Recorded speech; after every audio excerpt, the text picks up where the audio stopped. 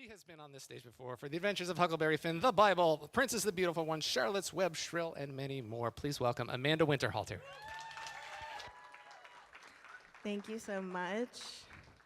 I feel like I'm very hopeful that Wes did some deep dives on the context of this book, but I did some deep dives because I was like, I was so curious to know, what did Alvin Schwartz think about? Did he ever have a response to the controversy over his books? Because he's like at heart such an academic, and he's like a nerd about folklore, and like what's coming next in my little speech is the bulk of my inspiration came from his footnotes. The stories are rich text, but the footnotes are also another rich text, another layer to that rich text. And I love how much research he did and how much he just nerded out on these old stories that he wanted to sort of translate to like middle readers. And but Kirkland, Washington was sort of the birthplace of the campaign against these books. And it was like a PTA pres, former teacher, who was all up in arms.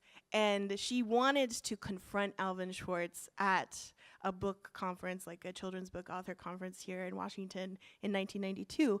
But he couldn't come out and travel because he was terminally ill. And he died, I think, in 1993. And so he never really, like, it didn't really bloom into like skyrocketing his books to the top of the banned book list until after he passed away. And so I think that's kind of fascinating. And I just thought that was so quirky, Kirkland, Washington. But back to the footnotes. I just wanted to try to give you a quick synopsis of my main inspiration. So, has anyone seen a ghost? Has anyone heard a ghost? Okay. Does anyone want to see or hear a ghost? Interested? Well, page 93 in the footnotes here. If you wish to see or hear a ghost, these are some recommended approaches. Look back over your left shoulder. Look through either one of a mule's ears.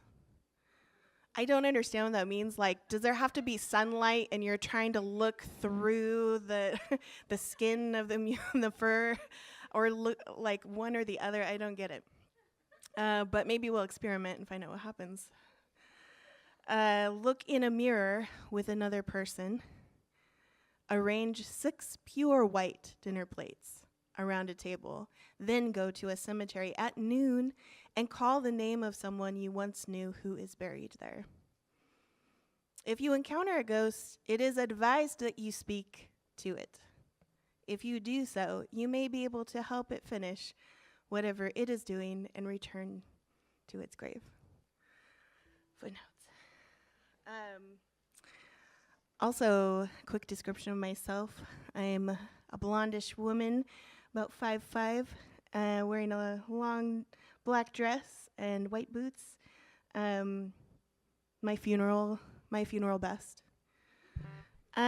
So, reading those footnotes and thinking about these stories, I thought about, well, if I was a ghost, how would I feel if someone was hassling me and trying to see me and get me to talk to them?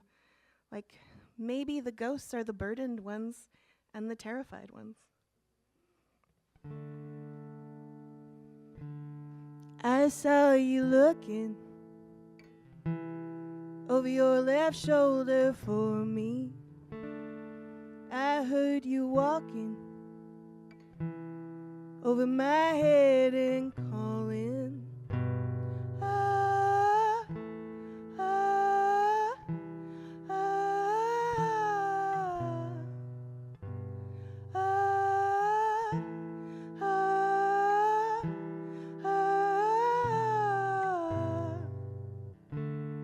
Ask me your question.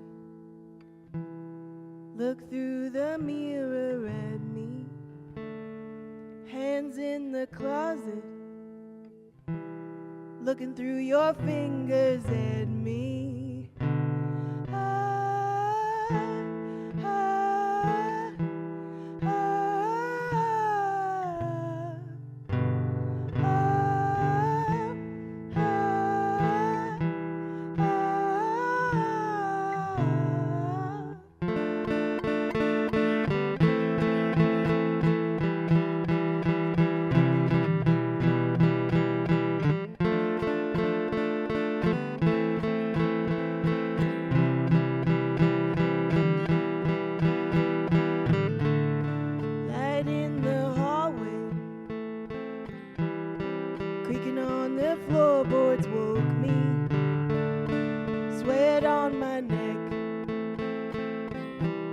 there's a knife under my sheet.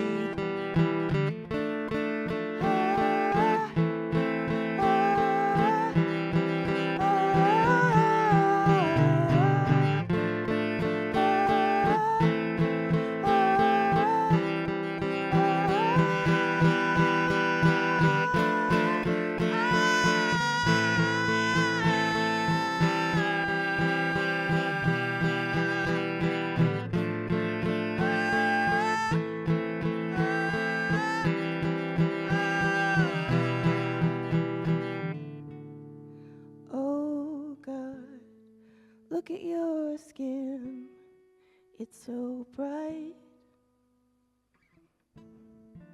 I've never seen eyes so wet or so wide. I've never heard a mouth sound so alive.